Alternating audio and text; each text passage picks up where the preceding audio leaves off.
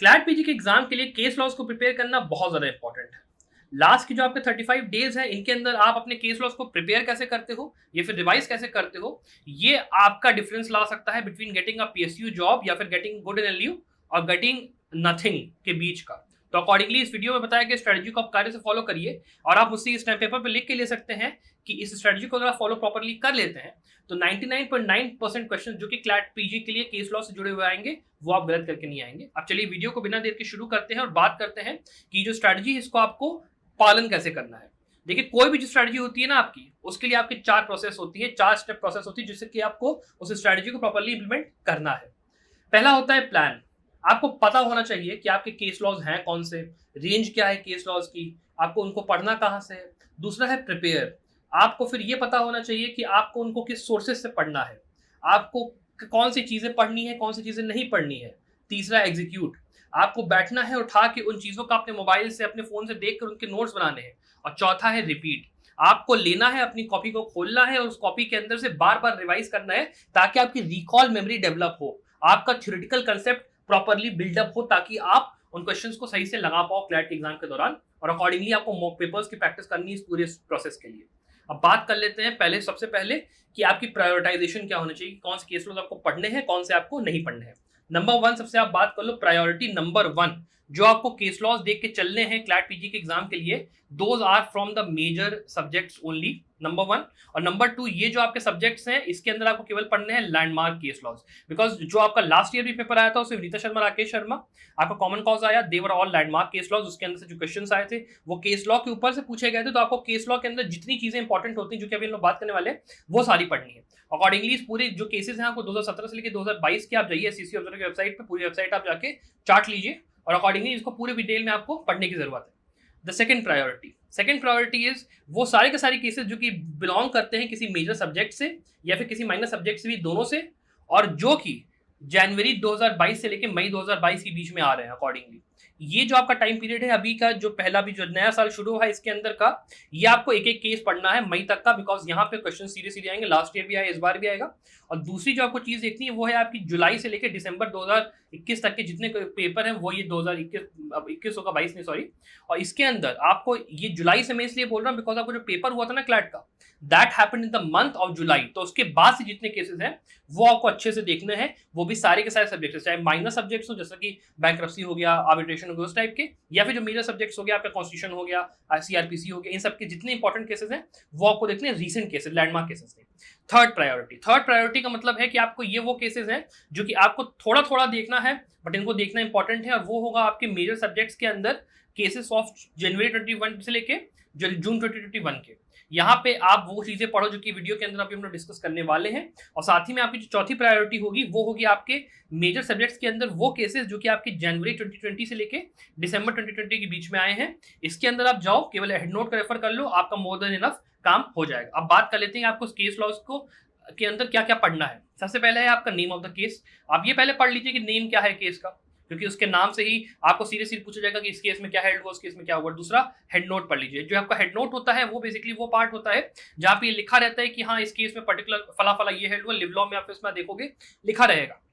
दूसरी चीज, the ratio decidendi of the case. जो ऑपरेटिव पार्ट होता है ना जजमेंट का, वो ऑपरेटिव पार्ट एक पूरा पैराग्राफ होगा, उस पैराग्राफ को अच्छे से आपको पढ़ लेना है, वो आप देख लीजिएगा। फिर आपका होता है स्टेट्यूट रेफर्ड।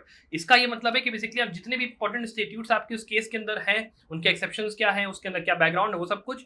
फिर बैकग्राउंड ऑफ द स्टेट्यूट जैसे मैंने कहा। फिर रेफर्ड केसेस जितने हैं वो आपके, कि कौन सा केस इंपॉर्टेंट है, कौन सा नहीं है, कौन सा केस में रेफर करा गया, किसके बेसिस पे जजमेंट को बेस करा है कोर्ट ने, वो आपको देखना है। लास्टली है आपका कंकरिंग या डिसेंटिंग ओपिनियन। मान लो कभी आई हो किसी पर्टिकुलर केस के अंदर, जो लैंडमार्क केस होते हैं खास करके, उसमें आपको देखना है। और लास्ट है आपके अमेंडमेंट्स, कि मान लो उस केस की वजह से कोई अमेंडमेंट अगर आया हो तो वो अमेंडमेंट आपको देख के चलना है।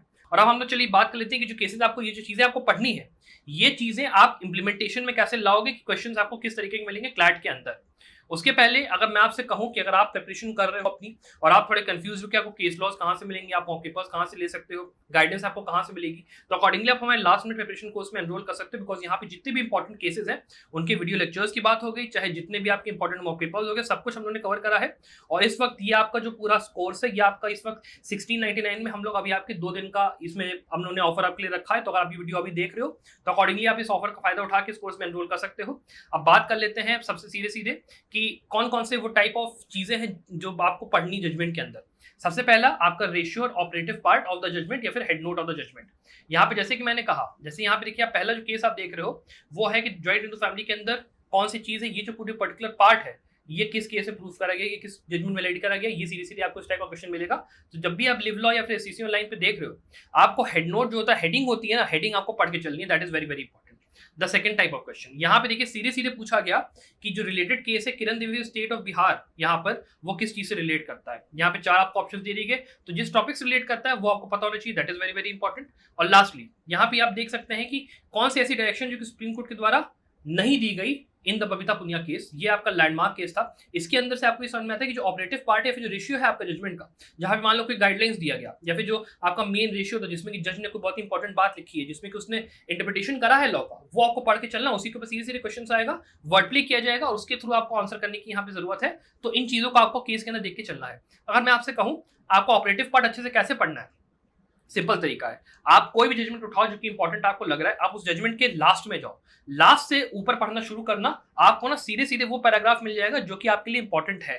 ये बहुत ही अच्छी ट्रिक होती है, जल्दी किसी को पता नहीं होती, बट आप इस चीज का अच्छे से इस्तेमाल करना। लिव लॉ के अंदर जाना, वहां पे आपको, या फिर एससीसी ब्लॉक पे जाना, वहां पे आपको देखना बोल्ड के अंदर पूरा मिलेगा, उस चीज को लेना, जाके नेट पे सर्च कर लेना, जजमेंट के अंदर पीडीएफ मिल जाएगी, उसके अंदर सर्च कर लेना, या फिर नीचे से पढ़ना, ये आपको पूरा कवर हो जाएगा ये वाला पार्ट आपका। अब आते हैं अगले वाले पार्ट पे, आपका स्टेट्यूट्स, आर्टिकल्स और सेक्शन जो कि रेफर हुए हैं किसी भी जजमेंट के अंदर में। यहाँ पे सीधे सीधे आपको ये पढ़ना है कि जो आपका स्टेट्यूट किसी पर्टिकुलर केस में रेफर हुआ, उसके अंदर वो स्टेट्यूट क्या बोलता है, उस स्टेट्यूट के अंदर कौन सी ऐसी थ्योरी जो उसकी बेसिक से होती है। जैसे मान लो आप आर्टिकल 13 की बात कर रहे हो, आर्टिकल 13 के अंदर लिखा क्या है, आर्टिकल 13 में केस लॉज क्या आए थे, कौन कौन सी डॉक्ट्रिन उसमें अप्लाई करती है, क्या होता है, कैसे होता है, वो सब कुछ आपको पढ़ के यहाँ पे चलना है। सबसे पहले देखिए यहाँ पे आपका सीधे सीधे क्वेश्चन पूछा गया कि किस फंडामेंटल राइट के अंदर ये पर्टिकुलर आया, अमेंडमेंट किस में आया। दूसरा क्वेश्चन आपका सीधे सीधे आया कि यहाँ पे पावर क्या है, स्पेशल पावर क्या है कोर्ट की, इसमें से 4 में से आप बताओ। अब इसके अंदर आपको जब तक स्टेट्यूट का आपको बैराक कायदे नहीं तैयार है, या फिर आपके केस लॉज नहीं तैयार है, या फिर आपको उसकी थ्योरेटिकल पार्ट नहीं पता है, तो एस्पेक्ट वो कवर नहीं कर पाओगे। इसलिए आपकी फाउंडेशनल नॉलेज स्ट्रांग होनी चाहिए, जो कि आप अपना कोरिलेट करके चलोगे अपने केस लॉज के साथ। तो ये चीज आपको पढ़ने की जरूरत है, यहाँ पे अकॉर्डिंगली ध्यान रखिएगा। जो तीसरी चीज आपको पढ़नी है वो है आपके डॉक्ट्रिन, प्रिंसिपल या फिर कंसेप्ट जो कि केस के अंदर डिस्कवर हुए।